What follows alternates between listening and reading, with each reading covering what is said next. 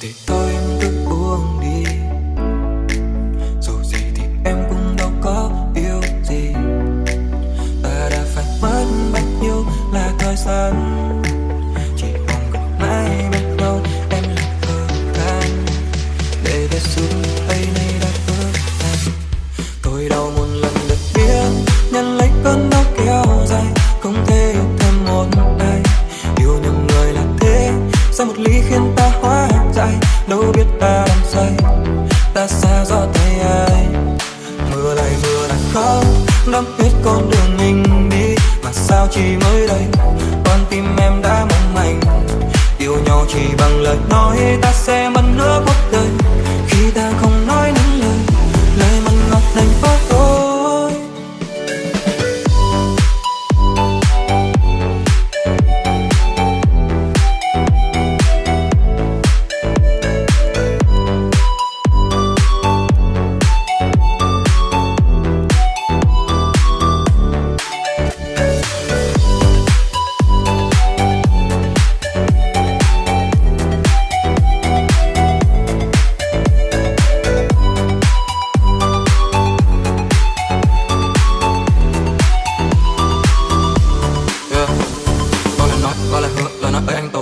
Giờ sáng em ngủ chưa, cả anh ta đã đủ chưa?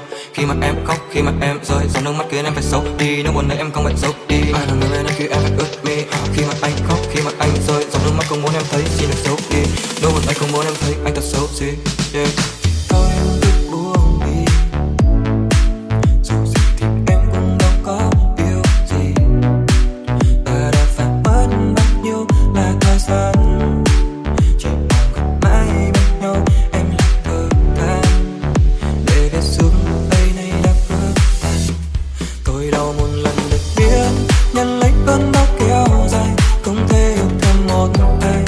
Yêu nhầm người là thế, sao một ly khiến ta hóa dại. Đâu biết ta đang say, ta xa gió tay ai. Mưa lại khóc, đắm hết con đường mình đi. Mà sao chỉ mới đây, con tim em đã mong manh. Yêu nhau chỉ bằng lời nói, ta sẽ mất nửa cuộc đời. Khi ta không nói nên lời, lời mặn ngọt đành vỡ thôi. Mưa lại khóc, đắm hết con đường mình đi. Mà sao chỉ mới đây, con tim em đã mong manh. Yêu nhau chỉ bằng lời nói, ta sẽ mất nửa cuộc đời. Khi ta không nói nên lời,